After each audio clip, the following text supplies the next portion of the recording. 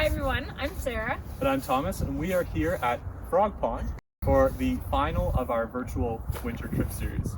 Today we're going to be going over some miscellaneous different things, different activities you can do in the winter outside. Before we get started, I'd like to acknowledge that we are on the ancestral and unceded territory of the Mi'kmaq people. So while hiking in the winter, you'll likely encounter conditions that are a little more treacherous than what you'd find in other seasons. Whether it's snow or ice, there's equipment you can use that can make your hike safer and a little easier. When it comes to snow, especially deep snow, snowshoes, as I'm wearing right here, definitely help out. The principle essentially is that they make your feet larger, which decreases the amount that you sink into the snow. If you've ever seen a camel or a polar bear, they have large feet. Camels for sand, polar bears for snow, and that helps displace their weight so they don't sink in as much. Same thing applies for us, and it can help you out a lot. This can make especially long hikes to the snow, which could be very strenuous, a lot easier on yourself, energy-wise. When it comes to ice, there are multiple different things you can use. Here we have little icers. They have little metal studs. I don't know if you can see. These will just go on your shoes and give you a little more traction while you're on the ice. You can also get micro spikes or even crampons that really just help you dig into the ice a bit more and reduce the chance that you'll slip, because you really do, especially on a long hike, you really do not want to fall and injure yourself. So for icers, crampons, or micro spikes, you'll likely have to go out and buy your own pair if you want to use them on a hike. But with snowshoes, we're quite lucky here in HRM that a lot of our rec centers, or HRM rec centers, provide snowshoes totally for free that you can borrow. Often though, you'll want to call in ahead of time and just check to see if they have any in stock, because they're quite popular. Obviously, they're great. These ones that I have here came from the Chocolate Lake Rec Center, and they're great quality. So that's an amazing option if you want to try out snowshoes, but you don't want to go and just buy a pair. One of the best things about Frog Pond is that in the winter you can skate on it. The main thing that you want to look for before skating is the ice thickness.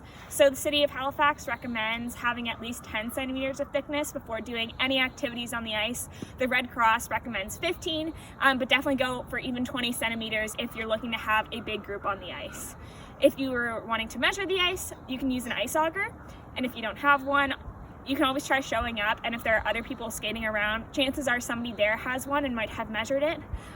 You also want to avoid areas with running water, because water does not freeze over running water as easily, so try to find an area where the water would be still regularly and the ice will probably be thicker there. One more thing to add that I forgot to add before is that you never want to go ice skating alone. You always want to bring somebody with you so that if somebody falls through, another person can either help you or call for help. Another key thing is to let somebody know when you're going. Another activity that you can do in the winter that you might not initially think would work very well, but still can, is bird watching. So you can do this as either a dedicated activity or something just as a passing thing while you're on a walk.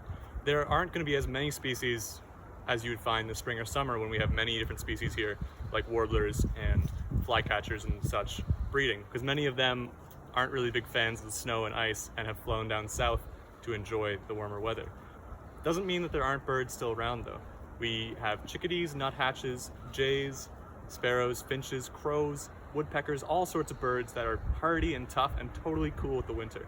If you look over my shoulder here at this pine tree, you can see holes that have been dug out by a pileated woodpecker. This is the largest woodpecker species we have in Nova Scotia, and you can still find them in the winter. They can be a little tricky, but when you do, they're a really cool bird because they're quite large. I'm not sure exactly how big, but a fairly big bird. Whereas most of those species are ones that you'd find here in the summer or winter, there are also species that actually come down here for the winter and think this is almost a summer vacation for them. And those are species that breed up in the Arctic. You won't find those species as much here in Frog Pond, but a lot of them you'll find along the ocean. So if you go down to Duncan's Cove or Polly's Cove, or really any nice hiking trails along the water, you might see mergansers, golden eyes. Those are species of ducks that come down here. Or even if you're lucky, you might see dovekies, which are really small, tiny. They're related to puffins, so they're not as beautiful and colorful as puffins, but they're really cute still, all the same. And they breed all the way up in Greenland. If you're someone who's just getting into birding and doesn't really know their way around the nuthatches and the woodpeckers and the finches and all that, there is a great free resource you can use called Merlin. It's MERLIN. It's an app you can get on your phone that will show you all the different species that live around.